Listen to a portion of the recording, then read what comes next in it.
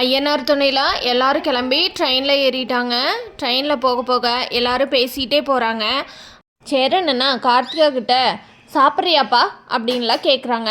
அதை பார்த்து ட்ரெயினில் வர பாண்டி பல்லவன் இவங்க 2 பேரும் அண்ணனோட லுக்கே சரியில்லையே, இது எங்கேயோ தப்பான வழியில் போகுதோன்னு தோணுதுண்ணே அப்படின்னு சொல்கிறாரு பல்லவன். பாண்டியும் பல்லவனும் சேரன்கிட்ட டே இங்கே பாரேன் அப்படின்னு சொல்லிட்டு காட்டுறாங்க.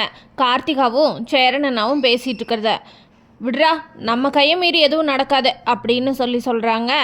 சேரன் இருந்தாலும் நம்ம ஒரு கண்ணை வச்சுக்கணும்டா அப்படின்னு சொல்லிட்டு வாட்ச் பண்ணிகிட்டே இருக்காங்க. சந்தா சேரனுக்கு ஃபோன் பண்ணி கிளம்பியாச்சான்னு கேட்குறாங்க. அதுக்கு சேரன் அண்ணா கிளம்பியாச்சுப்பா சந்தா, எல்லாருமே கிளம்பிட்டோம் அப்படின்னு சொல்கிறாரு. உடனே இரு நான் ஃபோட்டோ எடுத்து அனுப்புகிறேன் அப்படின்னு சொல்லிட்டு அவங்க ஃபோட்டோ எடுத்து அனுப்புகிறாங்க. சேரனும் சந்தாவும் ஃபோனில் பேசிக்கிறத பார்த்துட்டு கார்த்திகாவுக்கு ரொம்ப ஜெலஸ் ஆயிடுது. கார்த்திகா ஒரு மாதிரி வருத்தத்தோட அங்கே என்ன பண்ணுறதுன்னு தெரியாமல் அந்தவுக்கு இந்தவுக்கு முழிச்சிட்ருக்காங்க. பாண்டியனுக்கு வானதி ஃபோன் பண்ணுறாங்க. பாண்டியன், வானதி நேத்தே உங்கள் அண்ணனுக்கு நிச்சயதார்த்தம் தானே, கல்யாணம் ஒன்றும் இல்லையே, என்னமோ நீ நம்மளுக்கே நிச்சயதார்த்தம் மாதிரி பிஹேவ் பண்ணுற அப்படின்னு சொன்னாங்க இல்லையா, அதெல்லாம் நினச்சி பார்த்துட்டு ஃபோனை எடுக்கலாமா வேண்டாமா அப்படின்னு யோசிச்சுட்ருக்காரு பாண்டியன். அப்புறம் வானதிக்கு என்ன இவன் ஃபோனே எடுக்க மாட்டேங்கிறான் அப்படின்னு ஒரு பதட்டத்தோடவே ஃபோன் பண்ணிகிட்ருக்காங்க. வானதி ஃபோனை அட்டன் பண்ணோடனே பாண்டி கிளம்பியாச்சா அப்படின்னு கேட்குறாங்க. உடனே கிளம்பியாச்சு அப்படின்னு சொல்கிறாங்க. என்ன பாண்டி எதுவுமே என்கிட்ட பேசுறதுக்கு இல்லையா அப்படின்னு கேட்குறாங்க வானதி. உடனே பாண்டி அப்படியெல்லாம் இல்லை அப்படின்னு சொல்கிறாங்க. இல்லை நீ சரியாகவே பேச மாட்டேங்கிற அப்படின்னு சொல்கிறாங்க. நான் நல்லா தான் வானதி பேசுகிறேன், சரி இங்கே டவர் இல்லை போல், நான் வந்துட்டு கூப்பிட்றேன் அப்படின்னு சொல்லிட்டு வச்சிட்றாரு பாண்டி.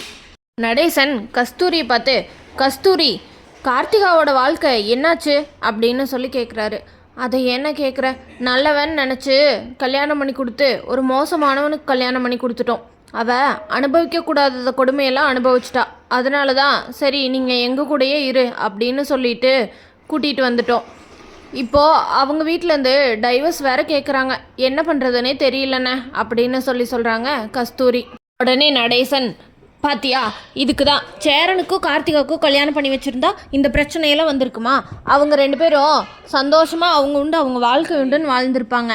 நல்லவன் நல்லவன் சொல்லி நீயும் உங்கள் அண்ணனும் சேர்ந்து அந்த பிள்ளையோட வாழ்க்கை இப்படி சீரழிச்சு போட்டிங்களே அப்படின்னு சொல்கிறாரு நடேசன். ஆமாண்ணே, என்ன பண்ணுறது, அவள் வாழ்க்கை நல்லா இருக்குன்னு நினச்சி கொடுத்தோம், ஆனால் இப்படியாகும் நாங்கள் எதிர்பார்க்கல அப்படின்னு சொல்கிறாங்க கஸ்தூரி. அதுக்கு நடேசன், அதுதான் நீங்கள் கொஞ்சத்தை ஆட்டமாக போட்டீங்க, இப்போ பாரு இவனுக்கு எங்கேயோ தெற்கு தெரியாத திசையிலேருந்து இவனை ஒரு பொண்ணை பார்த்து கல்யாணம் பண்ண வேண்டியதாக இருக்குது, நீங்கள்லாம் எப்போ தான் திருந்த போகிறீங்கன்னு தெரியல அப்படின்னு சொல்கிறாரு. சரி விடுனே, ஆக வேண்டியதை பார்க்கலாம் அப்படின்னு சொல்லிட்டு கஸ்தூரி போயிடுறாங்க. ஆனால் கார்த்திகாவுக்கு அங்கே என்ன பண்ணுறதுனே தெரியல.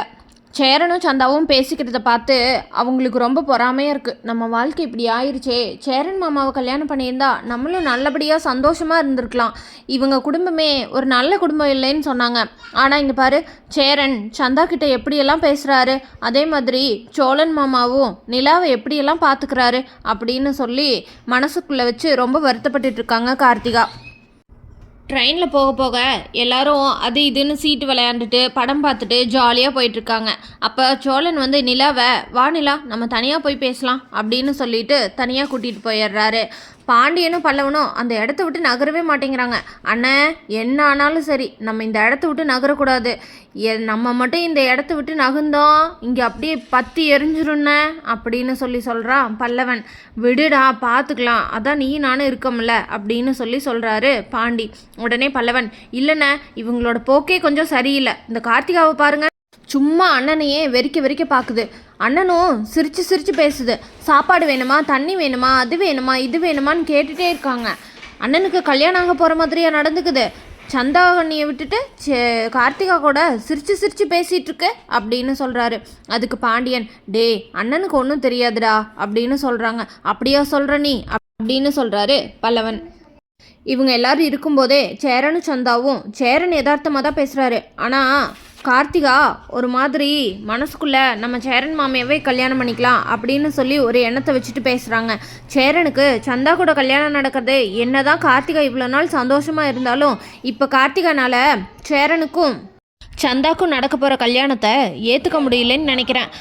கார்த்திகா இந்த கல்யாணத்தை எப்படியாவது நிறுத்தி சேரன் மாமா கூட சேர்ந்துடணும்னு சொல்லி இங்கிருந்து பீகாருக்கு போகிறாங்க. கார்த்திகா நினச்சது நிறைவேறுமான்னு தெரிஞ்சுக்க நம்ம சேனலை மறக்காமல் லைக், ஷேர் அண்ட் சப்ஸ்கிரைப் பண்ணிக்கோங்க.